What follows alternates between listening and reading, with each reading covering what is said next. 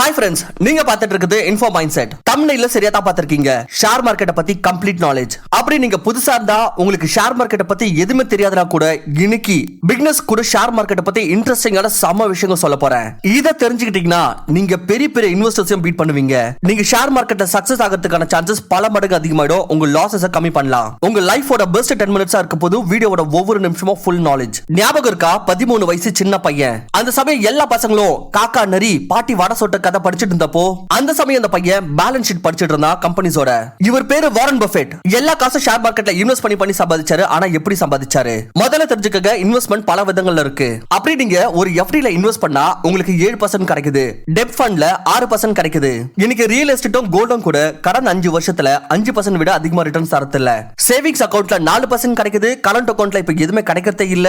ஆனா mutual fund இல்ல share மார்க்கெட்ல மக்கள் 12 இருந்து 15 இருந்து 18% சுலபமா சம்பாதிக்கிறாங்க. இப்ப ஷேர் மார்க்கெட்ல ரெண்டு விதமா இன்வெஸ்ட் பண்ணலாம். ஒன்னு மியூச்சுவல் ஃபண்ட்ல பண்ணலாம், இன்டைரக்ட். இல்ல எதனா ஒரு கம்பெனிஸோட ஷேர் வாங்கிக்கலாம். இத தான் சொல்லுவாங்க டைரக்ட். ஆனா இன்னைக்கு நான் ஒரு ஃபண்டமெண்டல் பவர்ஃபுல்லான நாலேஜ் தர போறேன். இத நான் முதல்ல ஷேர் பண்ண போறேன். ஆனா ஷேர் மார்க்கெட்ல மக்கள் ஃபெயில் ஏன் ஆகுறாங்க?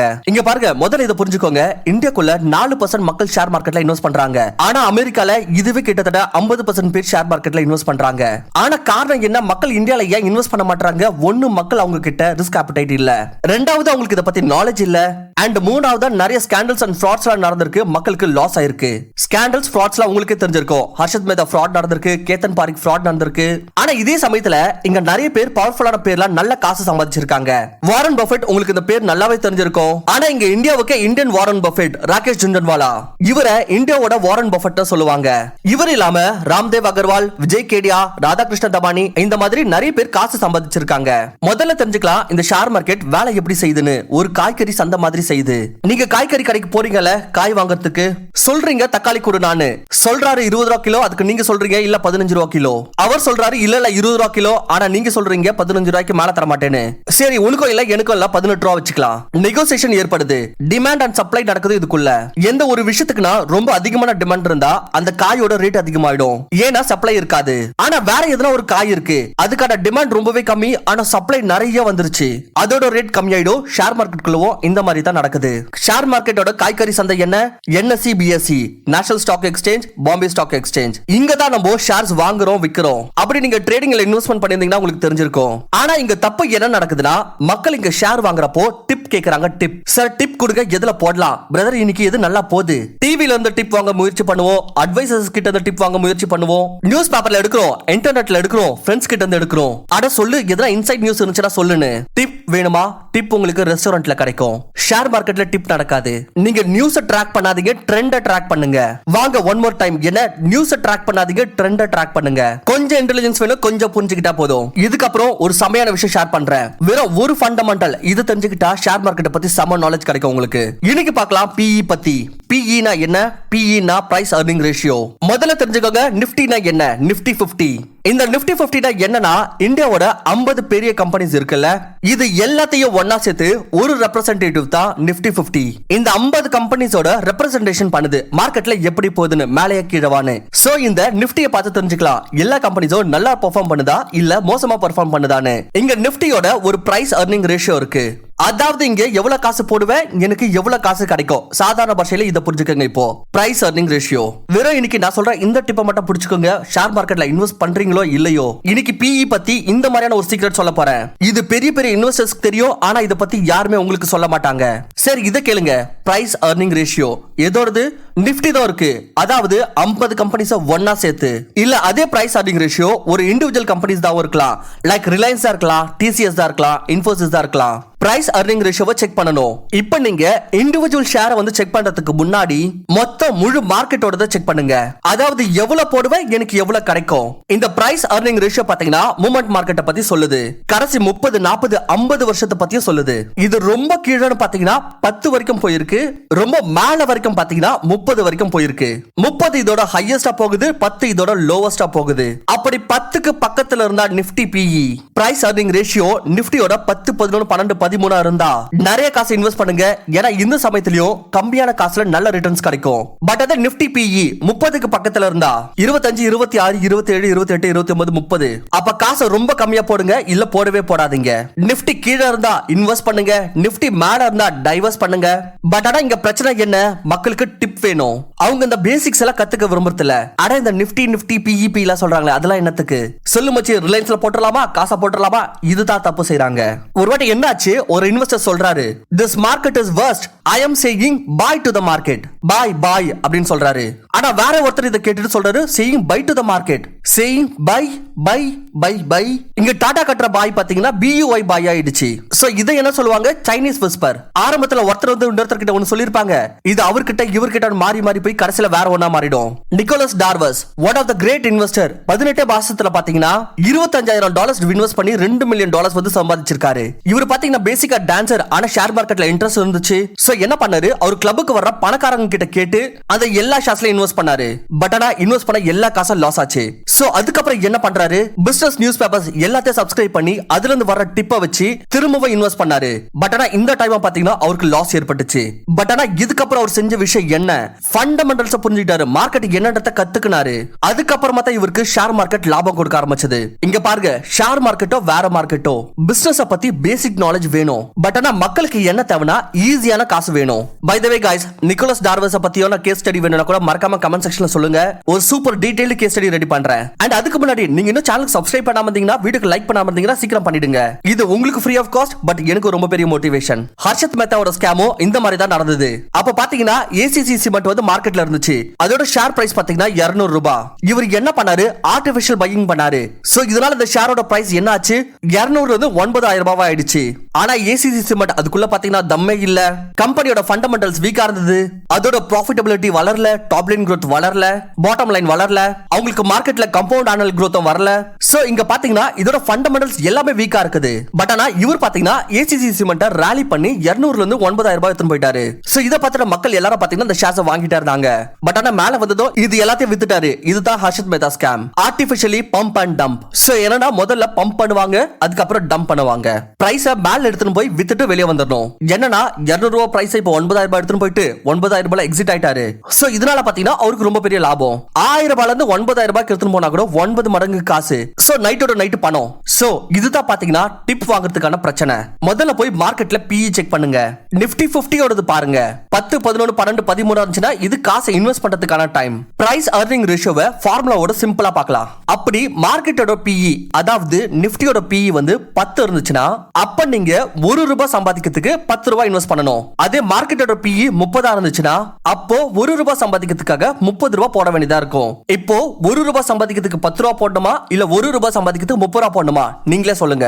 சிம்பிளான விஷயம் தான். 1 ரூபாய் சம்பாதிக்கணும்னா 10 ரூபாய் போட்டு 1 ரூபாய் சம்பாதிப்பீங்களா, இல்ல 30 ரூபாய் போட்டு 1 ரூபாய் சம்பாதிப்பீங்களா? அப்படி 10 ரூபாய் போட்டு 1 ரூபாய் சம்பாதிச்சுனா அப்ப 10% ஆயிடுச்சு. அதே 30 ரூபாய் போட்டு 1 ரூபாய் சம்பாதிச்சா அப்ப 3.33% ஆகுது. சோ அப்படி நிப்டி வந்து 30ல இருந்துச்சுன்னா அப்படி உங்களுக்கு 3.33% வேணும்னா பெட்டர் நீங்க எஃப்டிலயே வச்சிருங்க. பெட்டர் டெப் ஃபண்ட்ல இல்ல கேஷ்லயே வச்சுக்கோங்க. இங்க பாருங்க, இத நல்லா புரிஞ்சுக்கோங்க. உங்களுக்கு இதுக்கு பின்னாடி இருக்கிற சினாரியோவை சொல்றேன். சரி வாங்க, மார்க்கெட் வந்து எப்ப நல்லா பெர்ஃபார்ம் பண்ணிச்சோ அதே போல மார்க்கெட் எப்ப மோசமா பெர்ஃபார்ம் பண்ணிச்சோ அந்த நேரத்துல பிஇ ரேஷியோ என்ன இருந்துச்சுன்னு பார்க்கலாம். இந்த டேட்டாவை பாத்தீங்கன்னா உங்களுக்கு எல்லாமே நல்லா புரிய வந்துரும். 1999ல பிஇ 12 இருந்துச்சு. அப்ப அந்த சமயம் ஒரே வருஷத்துல 67.4% ரிட்டர்ன் வந்துட்டு இருந்துச்சு. 2003லயும் பிஇ 11 இருந்தது. ஒரு வருஷத்துல 72% ரிட்டர்ன் வந்துட்டு இருந்தது. ஞாபகம் வச்சுக்கோங்க, இங்க 4, 5, 6% சொல்ல. 2008 மார்க்கெட் கிராஷ்க்கு அப்புறம் பாத்தீங்கன்னா பிஇ 10 இருந்துச்சு. ரொம்பவே கீழே இருந்தது. அதுக்கப்புறம் யாரெல்லாம் காசை போட்டாங்களோ அவங்க எல்லாருமே ஒரே வருஷத்துல 76% ரிட்டர்ன் எடுத்தாங்க. சோ இதுதான் எக்ஸாம்பிள் எப்பெல்லாம் பிஇ கம்மியா இருந்துச்சோ. சோ அல்டிமேட்லி ரிட்டர்ன்ஸ் ரொம்ப அதிகமா இருந்தது. சோ இப்போ பார்க்கலாம் எப்பெல்லாம் வந்து பிஇ ரொம்ப கம்மியா இருந்துச்சு அண்ட் இதனால மக்களுக்கு லாஸ் ஏற்பட்டதுன்னு. பிப்ரவரி 2000ல பிஇ 28ல போய் ரீச் ஆயிடுச்சு. அந்த சமயத்துல மக்களுக்கு -32% ரிட்டர்ன் கிடைச்சது. அதாவது மக்கள் எவ்வளவு காசை போட்டாங்களோ அதுல பாதி காசு காலி. ஜனவரி 2008ல மார்க்கெட் கிராஷ் ஆகிறதுக்கு முன்னாடி பாத்தீங்கன்னா பிஇ 28 இருந்துச்சு. இது வரைக்கும் பாத்தீங்கன்னா மார்க்கெட் கிராஷ் ஆகல, இது ஒரு சிம்டம் தான். அப்போ பிஇ பாத்தீங்கன்னா 28 இருந்துச்சு. ஆனா மக்கள் பாத்தீங்கன்னா காசை போட்டுக்கிட்டே இருந்தாங்க. PE மேல இருக்குது. அப்ப இன்வெஸ்ட் இல்ல டைவர்ஸ் ஞாபகம் வச்சுக்கோங்க. அப்ப -64% லாஸ் ஆச்சு ஒரே வருஷத்துல. அதாவது யாரெல்லாம் காசை போட்டாங்களோ அவங்களுக்கு பாதியை விட கம்மியாயிடுச்சு. பட் ஆனா பாத்தீங்கன்னா ஆனால மக்கள் வந்து காசை போடுறாங்க. ஏன்னா அவங்க மனசுல ஏற்படுற எண்ணம் என்னன்னா இந்த வாட்டி வேற எதனா வித்தியாசமா நடக்கும். ஹே கம் ஆன், என்னது this time it's going to be different. Sir John Temple British investor அவர் சொல்றாரு உலகத்தோட 4 அபாயமான வார்த்தைங்க இருக்குது. this time it's different. But ஆனா மக்கள் என்ன நினைப்பாங்க, அட இந்த வாட்டி மோடி கவர்மெண்ட் அப்ப மார்க்கெட் மேல போவோம். this time is different. ஒவ்வொரு வாட்டியும் இந்த மாதிரி தான் நடக்குது. வாய்ப்பு இருக்கு இது மாறலாம். பட் ஆனாலும் உங்களுக்கு காசு போடணும்னு இம்பல்ஸ், அந்த கை அரிப்பு அது மாதிரி ஏற்பட்டுச்சுன்னா அப்ப கம்மியா போடுங்க, நிறைய போடாதீங்க. அப்படி PE அதிகமா இருக்கா உங்களுக்கு காசு போடணும்னு தோணுதா அப்ப கம்மியா போடுங்க. வீடியோட லாஸ்ட்லயும் சொல்றேன் எவ்வளவு PE இருக்கும்போது எவ்வளவு காசு இன்வெஸ்ட் பண்ணணும்னு. நீங்க என்ன செய்யணும், வெயிட் பண்ணுங்க. டெப் ஃபண்ட் இருக்குல உங்களுக்கு அங்க 6% கிடைக்கும். வெயிட் பண்ணுங்க அமைதியா. எப்ப இன்வெஸ்ட் பண்ணணும்னா PE கீழ வரும்போது. வாரன் பஃபெட்டோட குரு இருந்தார்ல, ஃபாதர் ஆஃப் வேல்யூ இன்வெஸ்டிங், அவரோட பேர் என்ன, பெஞ்சமின் கிராஹம். அவர் சொன்னாரு என் பேச்ச கேளு வாரன், ஸ்டாக்ஸோ இல்ல ஸ்டாக்ஸோ மாலை விலை கம்மியா வாங்கணும். இங்க பாருங்க என்னன்னா ஒரு மலிவான விஷயத்தை நீங்க காஸ்ட்லியா வாங்குறீங்களோ இல்ல ஒரு காஸ்ட்லியான விஷயத்தை நீங்க மலிவான பிரைஸ்ல வாங்குறீங்களோ இதுல தான் எல்லா கதையும் இருக்கு. வெயிட் பண்ணுங்க, டைமிங் சரியா வரும். காஸ்ட்லியா இருக்கிற பொருளோட விலை கம்மியாகும். இதை எப்படி தெரிஞ்சுக்க முடியும், பிரைஸ் அர்னிங் ரேஷியோவால. இதனால தான் வாரன் பஃபெட் சொல்றாரு என்னோட 50% ஒர்க் பாத்தீங்கன்னா சர் பெஞ்சமின் கிராஹம் மாதிரி. சரி, உங்களோட புரோக்கர், உங்களோட மியூச்சுவல் ஃபண்ட் அட்வைசர், உங்களோட இண்டிபெண்டன்ட் ஃபைனான்சியல் அட்வைசர் அவங்க ஏன் இந்த விஷயத்தெல்லாம் உங்ககிட்ட சொல்றது இல்ல? உங்க வெல்த் மேனேஜர் ஏன் உங்ககிட்ட சொல்ல மாட்டாங்க? இதெல்லாம் மறைச்சு வச்சிருக்காங்க. சோ இதுக்கான முக்கியமான காரணம் என்னன்னா அப்படி அவங்க உங்களை திரும்ப திரும்ப இன்வெஸ்ட் பண்ண வச்சிட்டே இருந்தா தான் அவங்களுக்கு கமிஷன் கிடைக்கும். சோ நீங்க திரும்ப திரும்ப இன்வெஸ்ட் பண்ணிட்டே இருப்பீங்க, உங்களுக்கு கமிஷன் கிடைச்சிட்டே இருக்கும். இன்வெஸ்ட் பண்ணுவீங்க, கமிஷன் கிடைச்சிட்டே இருக்கும். சோ இந்த கமிஷனுக்காக அவங்க உங்களுக்கு என்ன செய்றாங்க, டிப் கொடுக்கறாங்க. ஃப்ரெண்ட்ஸ், இங்க ஒரு நான் டிஸ்க்ளைமர் கொடுக்க விரும்புறேன். இந்த வீடியோல உங்க கூட ஷேர் பண்ண எல்லா இன்ஃபர்மேஷனும் எஜுகேஷன் பர்பஸ்க்காக தான் கொடுக்கப்பட்டிருக்கு. சோ எந்த ஒரு இன்வெஸ்ட்மென்ட் பண்றதுக்கு முன்னாடி அதுக்கான ரிசர்ச், ரிஸ்க் ப்ரொஃபைலிங் நீங்க செக் பண்ணுங்க. இது ரொம்பவே முக்கியம். Share market investments are subject to market risk. 2008ல ஷேர் மார்க்கெட்ல ரொம்ப பெரிய வீழ்ச்சி ஏற்பட்டது. வருஷம் 2008ல ஃபாரின் இன்ஸ்டிடியூஷனல் இன்வெஸ்டர்ஸ் FII மார்க்கெட்ல பெரிய அளவுக்கு வித்துட்டு வெளியே போயிட்டாங்க. இந்த காரணத்தால காமன் இன்வெஸ்டர்ஸ்க்கு ரொம்ப பெரிய இழப்பு ஏற்பட்டது. சோ இதுக்காக தான் நம்ம ஃபண்டமெண்டல்ஸ் தெரிஞ்சுக்கணும், PE ரேஷியோ செக் பண்ணணும். சோ இந்த PE ரேஷியோ 10 to 30 சொன்னல, இது வெறும் இந்தியன் மார்க்கெட்டுக்கு தான் அப்ளிகபிளா? கண்டிப்பா இல்ல. உலகத்துல எவ்வளவு ஷேர் மார்க்கெட்ஸ் இருக்கோ அவங்களுக்கோ அவங்க PE யோட பேட்டர்ன்ஸ் உருவாயிருக்கு. அது அமெரிக்கன் மார்க்கெட்டா இருந்தாலும் சரி, UK மார்க்கெட்டா இருந்தாலும் சரி, சிங்கப்பூர் மார்க்கெட்டா இருந்தாலும் சரி, எல்லா மார்க்கெட்ஸ்க்கோ அவங்களோட PE யோட பேட்டர்ன் உருவாயிருக்கு. உதாரணத்துக்கு நம்ம அமெரிக்கன் ஷேர் மார்க்கெட்டோட இண்டெக்ஸ் டோ ஜோன்ஸ், அதோட PE யோட இன்னைக்கு வரைக்கும் இருக்கிற கிராஃப பார்த்தோம்னா நம்மளுக்கு இந்த விஷயம் தெரிய வரும். இனிய வரைக்கும் அவங்களோட PE 5க்கு கீழே போனது இல்ல, அதே போல 35க்கு மேல போனது இல்ல. சோ அவங்களோட லைன் வந்து 5க்கு கீழே போனது இல்ல, 35க்கு மேல போனது இல்ல. சோ இங்க பாத்தீங்கன்னா அவங்களுக்கு 5ல இருந்து 35 வரைக்கும் இங்க ஒரு ரேஞ்ச் உருவாயிருக்கு. வெல், இதே போல தான் நம்மளோட இந்தியன் மார்க்கெட்லயும் இந்த 10 to 30 ரேஞ்ச் வந்து உருவாயிருக்கு. சோ இப்போ பார்க்கலாம் மார்க்கெட்டோட PE எவ்வளவு இருக்கும்போது எந்த நேரத்துல எவ்வளவு இன்வெஸ்ட் பண்ணணும்னு. அப்படி நிஃப்டியோட PE 10ல இருந்து 15 இதுக்குள்ள இருந்துச்சுன்னா அப்ப மார்க்கெட் பாட்டம் கிரியேட் பண்ணிடும். அப்போ உங்ககிட்ட ஷேர் மார்க்கெட்ல இன்வெஸ்ட் பண்றதுக்கு எவ்வளவு காசு இருக்கோ அதுல நீங்க 70% இன்வெஸ்ட் பண்ணலாம். அப்படி நிஃப்டியோட PE 15ல இருந்து 20க்குள்ள இருந்துச்சுன்னா அப்ப நீங்க 50% மட்டும் தான் இன்வெஸ்ட் பண்ணணும். அதே நிஃப்டியோட PE 20ல இருந்து 25 அந்த கேப்ல இருந்துச்சுன்னா அப்ப மார்க்கெட் ரொம்ப காஸ்ட்லி ஆயிட்டு இருக்கு. அப்ப நீங்க முடிஞ்ச அளவுக்கு கம்மியா 30% அந்த அளவுக்கு தான் நீங்க இன்வெஸ்ட் பண்ணணும். இப்ப ஏற்பட்டிருக்க இந்த 10 to 30 இந்த பவுண்டரி ரேஞ்ச் இருக்குல்ல, இது உடைய முடியுமா? கண்டிப்பா உடையலாம். எங்க பாருங்க, மார்க்கெட்டோட ஒரு ஃபேமஸான ப்ராவர்ப் இருக்கு, you must know the boundaries but remember boundaries are not permanent. Share மார்க்கெட்டை பத்தி ஃபர்ஸ்ட் ஸ்டெப் வீடியோ தான் இது. ஷேர் மார்க்கெட்ல பிசினஸ் சைக்கிள்னா என்ன, growth consistency எப்படி ட்ராக் பண்ணணும், லீடருக்கும் கம்பெனிக்கும் எந்த மாதிரியான ரிலேஷன்ஷிப் இருக்கணும், ஓனர்ஸ் எவ்வளவு ஸ்டேக் ஹோல்ட் பண்ணணும், கம்பெனியோட நெட் ப்ராஃபிட் எப்படி செக் பண்றது, ரிட்டர்ன் ஆன் ஈக்விட்டினா என்ன, இந்த மாதிரி பல விஷயங்க இந்த வீடியோல எப்படி நான் சிம்பிள் லாங்குவேஜ்ல சொன்னேன் அதே மாதிரியே சாதாரண பாஷையில எக்ஸ்பிளைன் பண்ணுவேன். பட் ஆனா அதுக்கு இந்த வீடியோக்கு 10,000 லைக்ஸ் வரணும். எஸ், பெரிய டார்கெட் தான். சோ வீடியோவை லைக் பண்ணுங்க, உங்க ஃப்ரெண்ட்ஸ் கூட ஷேர் பண்ணுங்க.